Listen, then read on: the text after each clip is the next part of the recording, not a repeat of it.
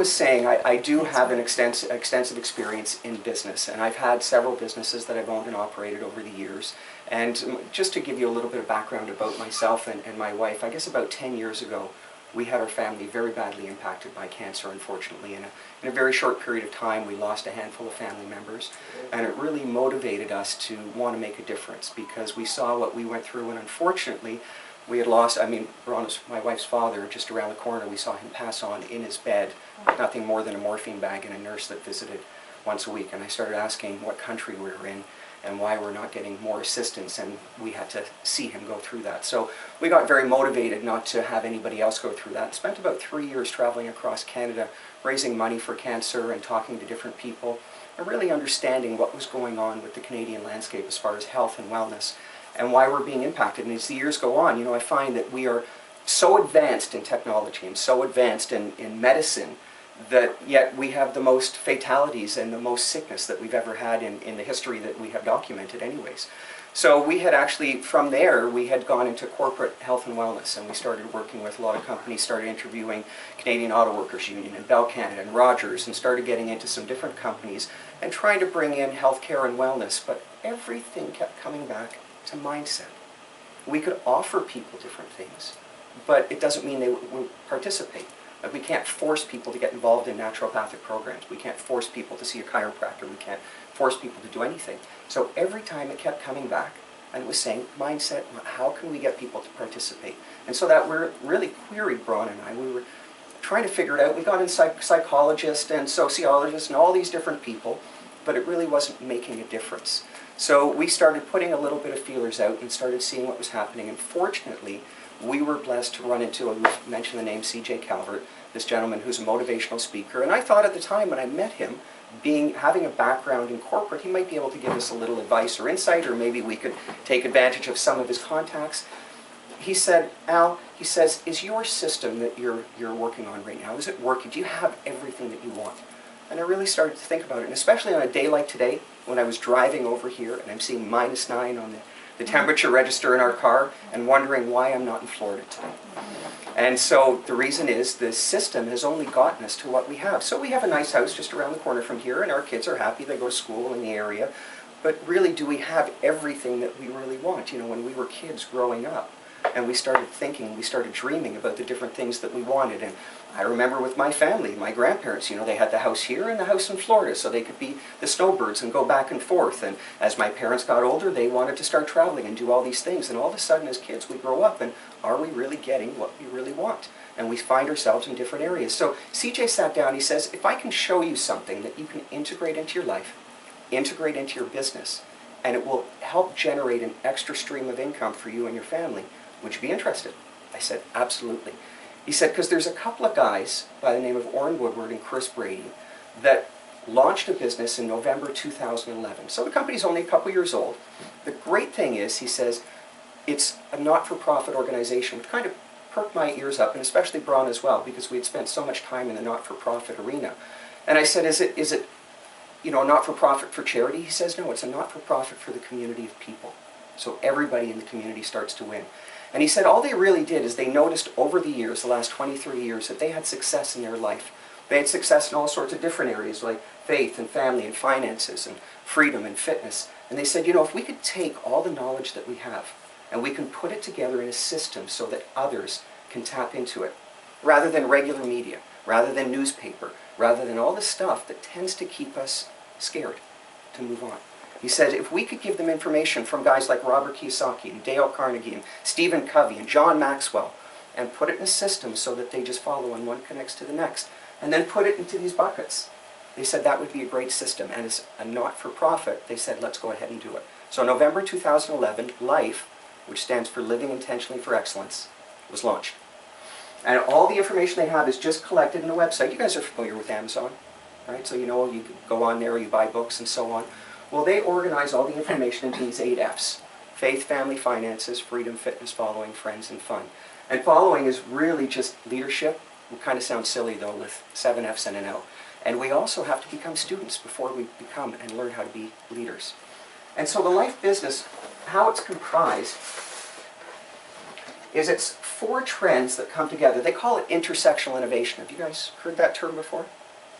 It's really just a fancy term for meaning that a few different trends, a few different industries come together. And in the center, or the sweet spot, is where an explosion, a new thing happens that creates some amazing, amazing things. So the first is personal development and leadership. And these days, I mean, people, vote with their wallet. $400 billion industry. We look at Chapters, we look at Indigo, we look at Amazon. 80% of the books in there are some type of self-help. Well, our information, we don't focus on how to fix your computers or how to feed your cat. It's more about leadership. Because realistically, every one of us will be called upon to lead at some point in time.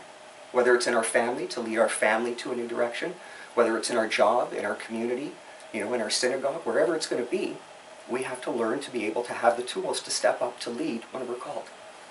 So with personal development, that's all it is. We focus on the information. That's part of what life encompasses. Then we have life coaching. Do you guys like sports at all? Do you watch any sports? No, nothing at all? Can you imagine a top professional sporting team going out onto the field and not having a coach? Do you think they'd have much success? Probably not. Yet most people, when they leave home, wouldn't we agree that when we're at home, our coaches are mom and dad? And then when we leave home, we're left to our own thoughts to figure out what it is that we have to do. Go right, go left, go straight. Imagine having a coach that can actually sit from a bird's eye view and say there's a pothole here, there's a speed bump there, and direct you down the path so that you have success. Well, we have coaches that are in our industry that do just that. And part of it is the support and empowerment to teach you and take you hand by hand to show you exactly what we're doing so you have success. The other thing is home-based. There's lots of choices out there, things you can, I'm sure you've heard of Avon, I'm sure you've heard of someone having all kinds of inventory of all sorts of different stuff, this horror story, that horror story. Are you familiar with Robert Kiyosaki at all? Okay, self-made billionaire, grew up in Hawaii, a Japanese fellow, that his father was a university professor. Told him about the 45-year plan that all of us are sold. Go to school, get a job, you'll get out, reach a ceiling, whatever it is. If you're a doctor, you can only make so much. If you're a lawyer, you can only make so much. You will hit that ceiling eventually. And then once we get to retirement, it drops to about 50%, and we hope to survive. He said, with home-based businesses, one, you have the opportunity to retain a residual income. But if you want to know where to find businesses in the home-based arena that are successful, he says, look for Sturgeon's Law. It says that 90% of anything is 10% is really good. The cream always rises to the top. And he says the 10% always has a system. So if you do this, you will get this. No matter what your background, age, color, creed, doesn't matter. Now, the 2 founders of the company, Orrin Woodward and Chris Brady, Orrin Woodward had 5 patents as a systems engineer by the time he was 25, working for one of the top auto manufacturing companies in North America, and Chris Brady was a process engineer. These guys are absolutely brilliant. They've created a system just that. It's all run through the internet. We don't need to know how to do administrative. We don't need to create anything. We just need to learn to become messengers and share with others. And he says that's the other thing is the community building. People helping people. Right? Do you guys do Facebook? Remember Facebook? I don't really do it either, but most people when they get onto Facebook, there's 1 billion people on Facebook. They got to be doing something right to get all that traffic. The only thing is all these people that connected have made these other guys, top 8 guys, billionaires. And they've shared all their contacts and all their information, and they're not getting anything in return. I know that I've connected with Facebook, haven't done anything, and they've never sent me a check. However, our community, we call that a non-compensated community. Our community is a compensated community, where everybody, if they choose to, gets compensated and gets paid. Now, if we look at how our community is, if we go back to Robert Kiyosaki said anybody that's out there working falls into one of 4 categories.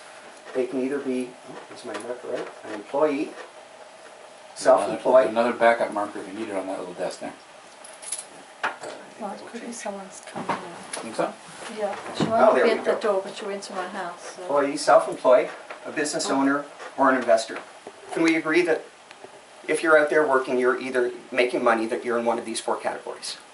Right? And he said, on this side of the quadrant, we have 95% of the people that are chasing after 5% of the wealth.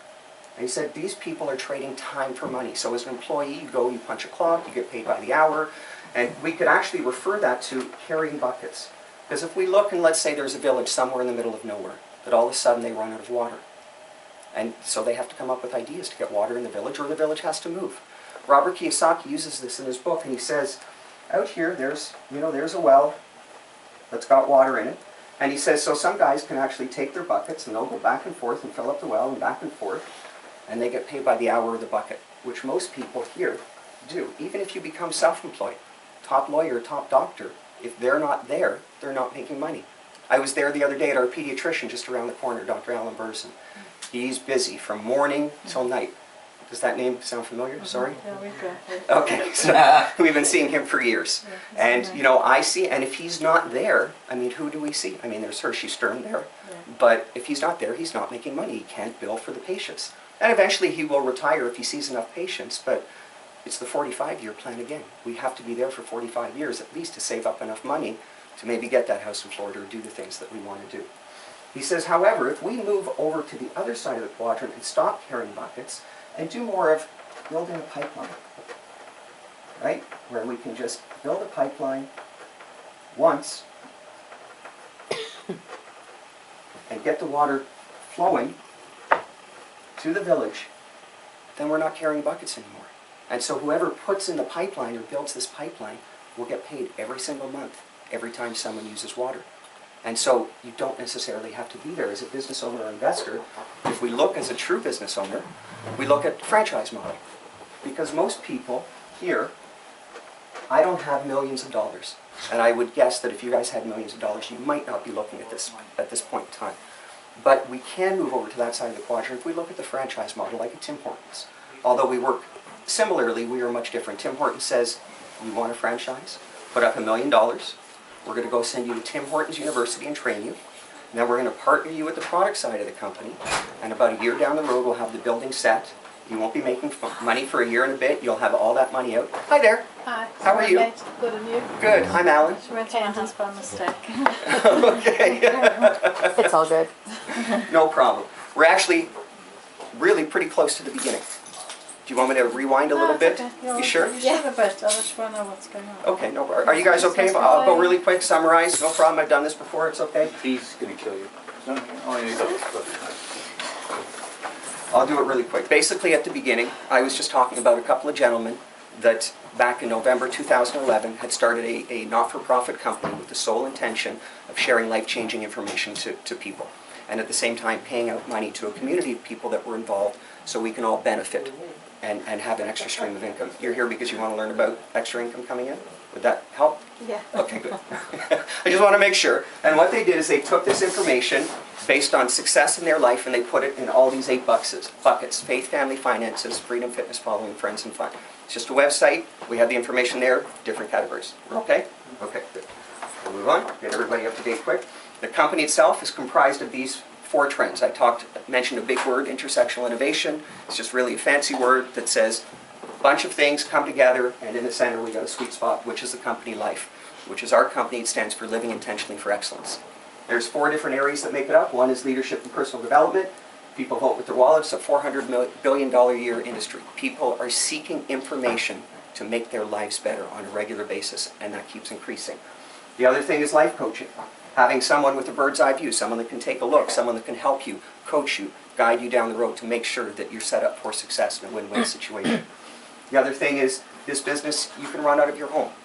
There's lots of different businesses you can run out of your home. What makes this one different is a system. The 2 gentlemen that started this business, Orrin Woodward and Chris Brady. Orrin Woodward was a systems engineer for a large auto manufacturing company, and by the time he was 25 had 5 patents under his name for systems. And Chris Brady was a process engineer. So brilliant guys, created this system. All we have to do is tap into it. And as a community, we build it together. And what we do is, what I was saying is, have you heard of Robert Kiyosaki? No. Self-made. Have you heard of the book Cash Flow Quadrant or Rich Dad Poor Dad? Yeah. Okay. Robert Kiyosaki is the author, and he talked in his book, he said anybody that's out there working is either an employee, self-employed, business owner, or investor. Can we agree upon that? Mm-hmm. Yeah. Okay, so these folks, they trade time for money. 95% of the population sits in this category, and they chase after 5% of the wealth. On this side, we have 5% of the population that chases after 95% of the wealth. And the only way to get from one side or the other. Well, these folks, what we tend to do is carrying buckets. So if we look at a village that runs out of water, they carry buckets back and forth. They get paid by the hour, by the dollar. It's still their trading time for money. The best thing to do is build a pipeline, so you're pumping the water into the village and you get paid every time someone uses the water. Make sense? Okay, we're pretty much up to speed. Okay. So now if we look at this, what Robert Kiyosaki says, he says to get from one side to the other, the game changer is information. And we're in the information age, and that's all we focus on is information. Information based on leadership, life-changing information, the best of the best. Always people looking, always new authors coming in, always new information. So every month there's new stuff. And so from one side to the other, that's all we do is we help you move from there. And it's funny, I heard a thing, you know, we talked about, I heard from a gentleman who was talking about Easter. And not to bring it up in a Jewish household, but it's a great story. He says there's a bunch of kids in a room. And he said, his son says, you know, Dad, which group can I be part of? He says, well, son, there's a group over here. We've got 95 kids, and they're going to go search for 5 Easter eggs. And there's a group over here that's 5 kids, and they're going to go search for 95 Easter eggs. Which group do you want to be part of? Well, obviously, he wants to get the most Easter eggs. Yet most of us tend to stay here. And the only reason why is because we don't know what we don't know. And if we start being fed the right information and guided with coaches, step by step by step, we can easily move over here and share in this pile. Because what most people tend to do is they decide what they want to do. When you were in school, did the teacher ever ask you what company do you want to own? No. They usually ask you what job do you want to have, right? What do you want to become? What do you want to do? A friend of mine, he's a teacher. He decided that's what he wanted to do. He learned how to be a teacher. Now it defines his life. From the cars that he drives, the house that he lives in, to the vacations he may or may not go on. We like to go from the opposite side. Wouldn't you agree that life itself, we can create as our own movie? We can be the director, we can be the producer, we can be the choreographer. And if that's the way it is, we can define what we want. So if I were to say to you guys, let's have a little fun. If I were to say to you guys, tomorrow morning, $10 million popped into your bank account. Didn't come from me, because I don't have that kind of money yet. And my wife would kill me if I gave it to you first before her. So, no taxes. What would you do first? How would your life change with $10 million tomorrow? Get a new hat, eh? Come on. I'd get a pickup truck. I get new friends. New friends. I think I was asking for that one. All right. So then we really need to talk, because this is good Mark, right? You know, how would life change? Would you buy a different house? Would you move? Would you go on a trip? Would you help some family? Yeah. How would life change? I think we would have more tzedakah, right? Charity, yeah. And then, I don't know, make some investments. Yeah, move further up that quadrant. Investments. But, I don't think they changed that much in that. we have to, you know, Get that fancy stroller. Oh, you dreamers. You dreamers. Would it make things easier? Would there be debt to pay off? Maybe not having a mortgage? keep that pay off, right? Yeah. What would you do with $10 million? I'll give you a list. Give me the top 2 things. For goals for shopping. House and trip. Yeah, House and trip. And where would the house be? I don't know. Need to be a snowbird. Fantastic. So the Florida thing, I was saying that before, that I'm driving on the way here and realizing again that we don't have exactly what we want because the car says -9. I'm not in Florida. Yeah. You says, I thought about this, it's just that if I had that kind of money, I've often said this, that I'd have to take a year off to think about it. Think about it, sure. And I thought the other day, I thought, why would I need a year to think about it? Because I've spent so much of my life thinking as a wage slave that I stopped dreaming. Yes. And so it's kind of like there's this vacuum to say, well, if I had 10 million, I didn't even know. Because it's kind of like that animal that's been let out of the cage, it's been raised in a domestic situation, Right. suddenly put into the wild, but Right. doesn't even know what to do with itself. So it's that 10 million represents certain freedoms, but it's been so long where I've really even thought about the possibility of those freedoms that I've just shut down the dream. Yes. We'll help you think. So now we want to awaken that. Yeah, Because life awaken, really, yeah. it's a daring, bold adventure. Yeah. What would change for you, Sharon? You and Ian? So I would pay good. Yes. Mhm. I really this. I need to help people. My brother needs money. He needs a house. So I just help people. Absolutely. Yeah. And that's, I find that at the core of things, when people, most of the people that I speak to, when I talk about that kind of money, that's really what it could, they'll take a trip, they'll maybe buy a house, Yeah. and at the end of the day, it's really helping other people. Yeah. And that's the type of community that we're building. It's not about gold watches, it's not about all that kind of other stuff. But really, at the end of the day, look at the economy that we're in. Our governments are in serious debt. I got an email from our financial advisor that's actually in our community, and she said all of a sudden this year they've claimed November as Financial Literacy Month. Yeah. That over 80% of the Canadian people are not financially literate to run their own household finances. Yeah. I mean, Yeah. that's I was reading scary. that. Yeah, they don't have a clue. That absolutely scary. And yet there's no one out there, and look at the leadership we're getting. Our government is doing the same thing. So why shouldn't we copy? Well, this is another way to look at things. Get it from people that have the fruit on the tree, that have success. So some people, what they do is they focus on their income, and they try and get what they want. And then they go ahead, and we'll talk to Visa and MasterCard and American Express, but this just creates a whole other set of problems. So if we can help you define what you want, tap you in with people that you can learn from, that can take you step by step, that have success, that have fruit on the tree, and then realistically, that's why I love this company, because all I have to do is tap into it and just go out and do. Just meet with people, talk to people like you guys, and just meet here and share and be a messenger and share that this is the idea. They take care of all the other stuff. And then we can go and help people. I mean, the biggest motivator these days is people are working so much. I go into different communities and they say, oh, we wish we had more volunteers. We wish we had more of this. And people, they're just concerned about themselves. They get up in the morning, they feed their kids, they rush them off to daycare. They go and they work, until 7, 8 o'clock at night. They have to get extended daycare. Then they come home, pick up their kids, they feed them, put them to bed, and they start all over again the next day. And many homes, many people, parents, they have to work Saturday, Sunday, just to get by. I mean, we're not meant to live like that. Be debt-free, right? Imagine just no debt whatsoever. Helping families, we've all talked about. Just the security, travel, charity. What if we've got church?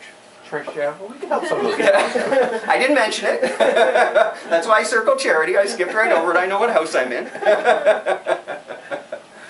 But you know what? Really, it's about giving back. And no matter what our background is, whether we're in a Jewish community, whether we're in a Catholic community, whether we're in a Muslim community, it's really, we don't, in this business, I also like that too. It's not about discriminating. It's not about judging. It's not about where people have come from. It's really about where you're going. Like, what do you want? If you really want something. So is this a Christian organization? The founders of it are Christian, yes, absolutely. The material is not Christian-based. They do have a Christian faith-based series that we choose. Actually, there's specific books that we actually take. I've been quite amazed at some of the material that I have recently read that have come from different preachers out of the States, because being in the business, it's important. Just like if I owned a gas station, I would want to get gas for myself and know what it's like and make sure the car drives so that I can go and promote it. Well, Bronna and I, being leaders in the community, we wanted to make sure that we understand some of this material, because I've even presented to priests in church, and that's, people in our group have asked me to do that. I don't judge, and that's great. No, but having church on that board judges.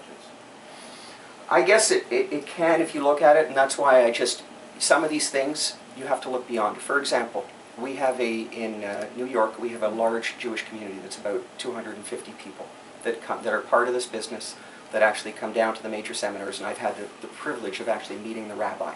And we asked him questions. We said, hey, what do you find, what do you like out of this? Why have you brought the whole community down here? Because it's not just a few people. He's actually brought the whole community down from New York to Ohio. He says, we love the information. He says, the only thing that we asked, which they are getting better at more and more, and it's almost non-existent now, is they said, just cut down a little bit of the Jesus Christ at times, because people, when they go to church, this is what they talk about. That's how they were born and raised. And if you're going to have a community of people that come from various backgrounds, you should respect that. And even being Orthodox, what they did they accommodated the whole community and realized that during the Sabbath, there's certain things they can't do. They invited them down to the seminar, set up in their hotel room a feed to the seminar, so when they arrived prior to Shabbos starting, that they could go into the hotel room and just have it running in the background. So they weren't losing anything. It was specifically done for them to accommodate them, and then it was over. They came and joined everybody else at the seminar. And I was really quite impressed. And I've actually They had during Shabbos, they had the seminar running in their In the room. background. in the background, yeah. Yeah. And it was something that they requested because they want to be part of it, but because they had certain things to do, you know, and so on, that they just ran it in the background. It was turned on, from my understanding, before Shabbos started. Yeah. And then they just left it on quietly in the background so that if they wanted to do that, they had that availability. My point is they accommodated them because this is what their beliefs and what their religion is. And even though the church is mentioned, you have to appreciate that, you know, when you're dealing You could with, insert- you know, You could the insert US. mosque if you wanted, right? Yeah. You could We're insert not mosque living, if we're you not want. living Yeah. in a Jewish World, state, like Yeah. unless we're in No, Israel. normally Yes. organizations that are trying to appeal to a multicultural organization, they're serious about it, will put down spirituality in church. Yeah, that Yeah. would be, Right?